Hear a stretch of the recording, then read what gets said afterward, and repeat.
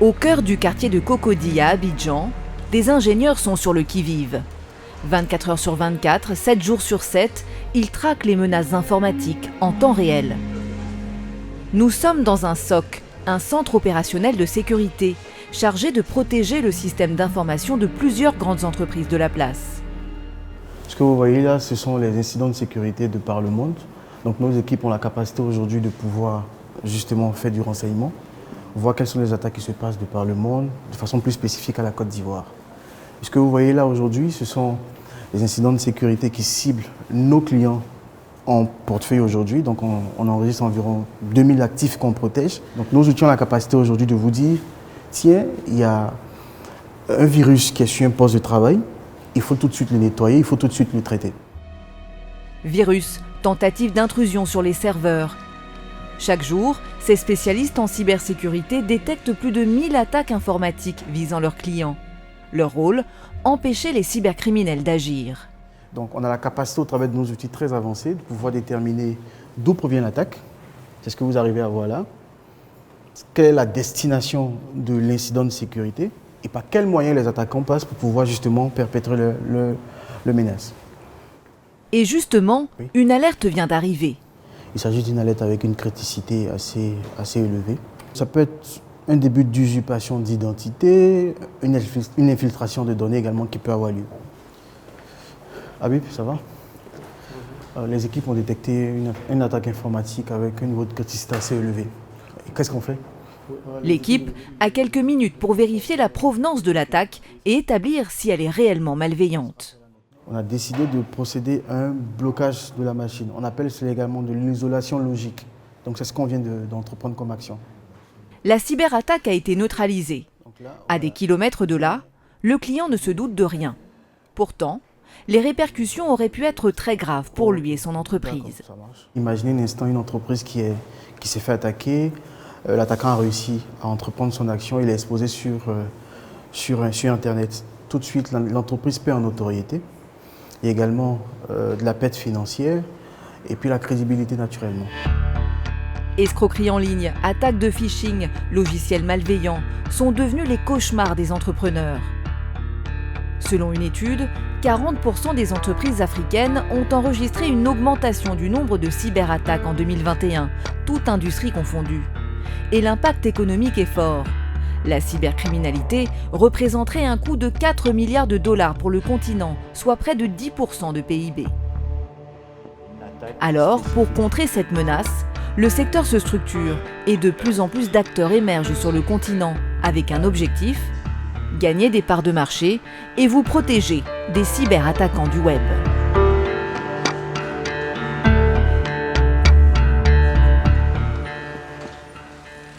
Hervé Mondouo travaille pour Kaspersky, l'un des plus grands éditeurs de logiciels antivirus au monde.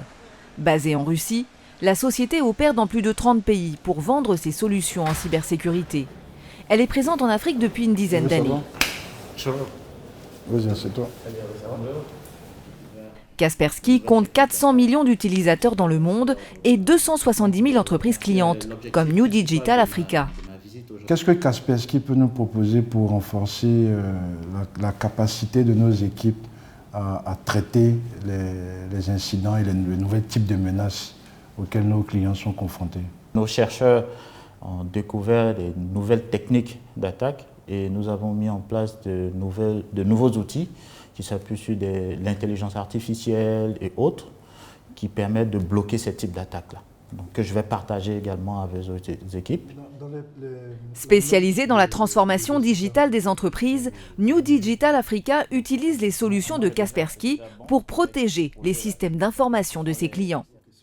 Objectif, avoir toujours un coup d'avance sur les cybercriminels. Les attaquants, les hackers, ils détectent toujours de nouvelles vulnérabilités, donc des failles dans les systèmes. Donc notre rôle, c'est de mettre toujours à jour nos clients, leur partager les nouveautés et faire en sorte qu'ils soient toujours aux dernières nouveautés. On peut aller sur des budgets d'1 million en fonction d'une très petite PME à une multinationale qui peut aller à des centaines de millions. Ange Kouakou n'a pas hésité à débourser le prix fort auprès de Kaspersky et d'autres fabricants de logiciels de sécurité pour bâtir un véritable système de défense. Pour cette année, nous avons investi environ 600 millions de francs CFA dans nos outils, environ 200 millions de francs CFA dans la formation de nos équipes et dans la certification de nos pratiques et de nos installations. Et nous prévoyons sur 5 ans environ 2 milliards de francs CFA d'investissement pour avoir vraiment le service de classe internationale, mais délivré par des équipes locales. Si les entreprises comme celle-ci cherchent à se protéger, c'est parce que le nombre de cyberattaques augmente. En 2021, 8 milliards d'entre elles ont été détectées par Kaspersky dans le monde. Sur cette cybermap, on peut voir les attaques en temps réel. Donc là, toutes ces trajectoires-là, ce sont des attaques qui sont menées en temps réel. Vous avez plusieurs couleurs et chaque couleur est une catégorie d'attaque. Le système permet aussi de voir quels sont les pays les plus visés dans chaque continent. Au moment de notre tournage, il s'agissait de l'Ukraine en Europe et de l'Afghanistan en Asie. Mais l'Afrique n'est pas en reste. Dans les top 5, actuellement, des pays les plus attaqués, nous avons la Guinée-Bissau, le Burundi, le Rwanda, le Cameroun et le Bénin. Un attaquant qui peut se trouver dans un pays en Asie ou autre peut cibler la Côte d'Ivoire. Donc, on n'a plus cette limite pour dire nous sommes isolés. Aujourd'hui, une fois que vous êtes ouvert sur Internet, vous êtes une cible potentielle.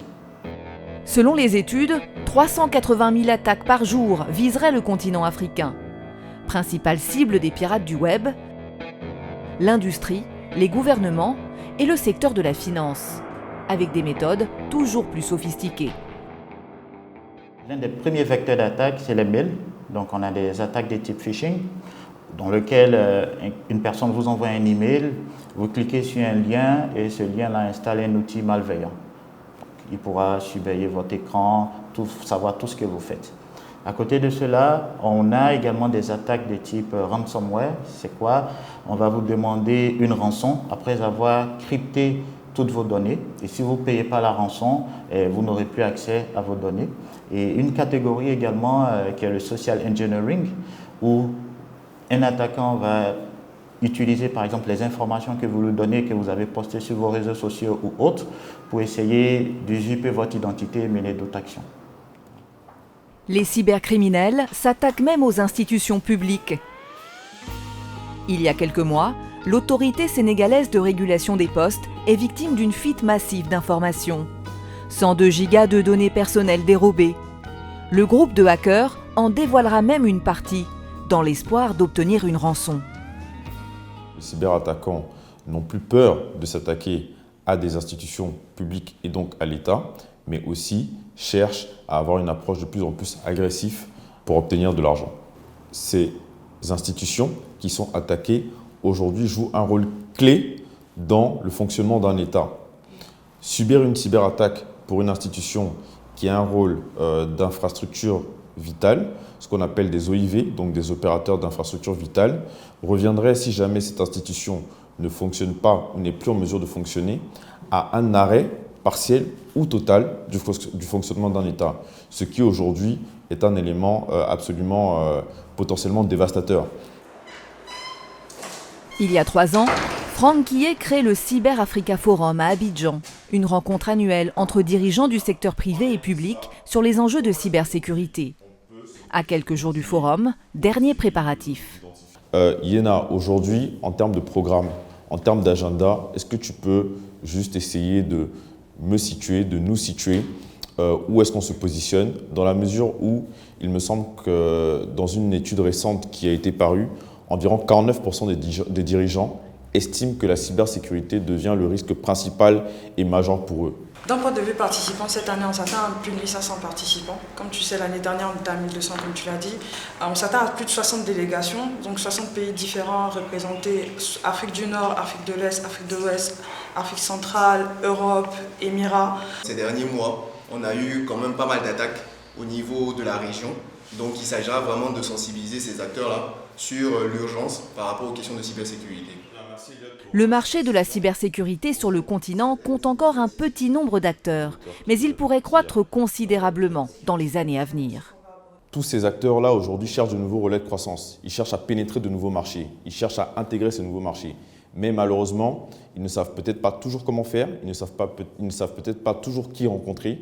Alors que le Cyber Africa Forum, justement, leur donne l'opportunité, leur donne l'occasion de pouvoir rencontrer toutes les personnes qui comptent. C'est un marché qui pèse aujourd'hui 4 milliards de dollars à l'échelle du continent africain et qui, à mon avis, connaîtra une croissance de plus en plus exponentielle au cours des prochaines années. Un marché sur lequel sont positionnés de grands acteurs internationaux, tels que Huawei, géant chinois du numérique. La multinationale est présente sur l'édition 2023 du Cyber Africa Forum. Elle a fait de la cybersécurité une priorité. Vous savez que Huawei, chaque année, investit plus que 20% de son chiffre d'affaires en recherche et développement. À peu près, ça représente 22 milliards de dollars. Et la cybersécurité représente un pourcentage extrêmement important dans cette partie-là. Ça représente à peu près 5% de l'investissement sur la recherche et développement dédié à la cybersécurité. Et ça, c'est pour concevoir pour nos équipements et nos solutions. Il n'y a pas que les géants du secteur de la tech qui s'intéressent à la cybersécurité.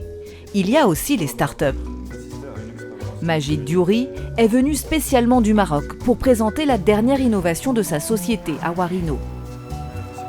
Un jeu en réalité virtuelle destiné aux entreprises qui veulent sensibiliser leurs salariés à la cybersécurité. On appelle cela de l'immersive learning, démonstration. Bienvenue dans cette expérience en réalité virtuelle. Quitter son bureau à l'heure du déjeuner ou rentrer le soir en laissant tout traîner derrière soi peut avoir des conséquences néfastes. Voyons ensemble les dangers auxquels vous vous exposez. Dans le jeu, le participant doit se mettre dans la peau d'un cybercriminel, s'infiltrer dans un bureau la nuit et récolter le maximum de données. Collecte tout ce que tu trouves et essaye de rester discret. Il laisse même son tel dans son bureau. C'est que nous sommes tombés sur le champion toutes catégories confondues. On a accès à sa boîte mail. Tu sais ce que ça veut dire? À nous tous les mots de passe. Super, une clé USB. J'ai hâte de découvrir ce qu'on trouvera dedans. Mets-la dans ton sac. Voilà, donc il a trouvé une clé USB. C'est une clé aussi où on peut avoir plusieurs informations confidentielles. Du coup, l'objectif en fait ici, c'est de montrer l'importance de garder les éléments confidentiels dans des bureaux, dans des tiroirs fermés à clé, etc. Autant d'informations sensibles qui peuvent permettre à des cybercriminels de lancer des attaques. Jackpot, la base de données de tous les collaborateurs. On va programmer des campagnes de phishing auprès de toutes ces personnes. Je suis certain que plusieurs d'entre eux vont tomber dans notre piège.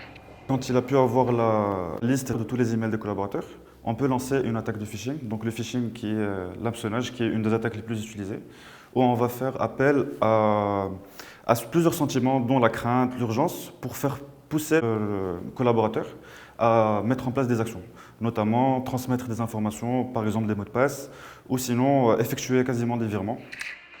Il a fallu une dizaine de milliers d'euros pour développer ce jeu en réalité virtuelle. Un outil avec lequel cet entrepreneur compte bien conquérir le marché en Afrique de l'Ouest.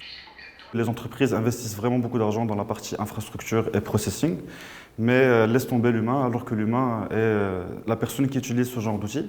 Donc là, vraiment, nous avons remarqué qu'il y a une conscience générale qui s'est appliquée pour l'ensemble du marché. Et l'humain devient vraiment un enjeu central dans la cybersécurité. Sensibiliser les salariés à la cybersécurité, un enjeu important. Si 67% des entreprises ivoiriennes ne s'estiment pas exposées au risque, les chiffres démontrent le contraire. Plus de 2 millions d'attaques ont ciblé les PME ivoiriennes en 2022.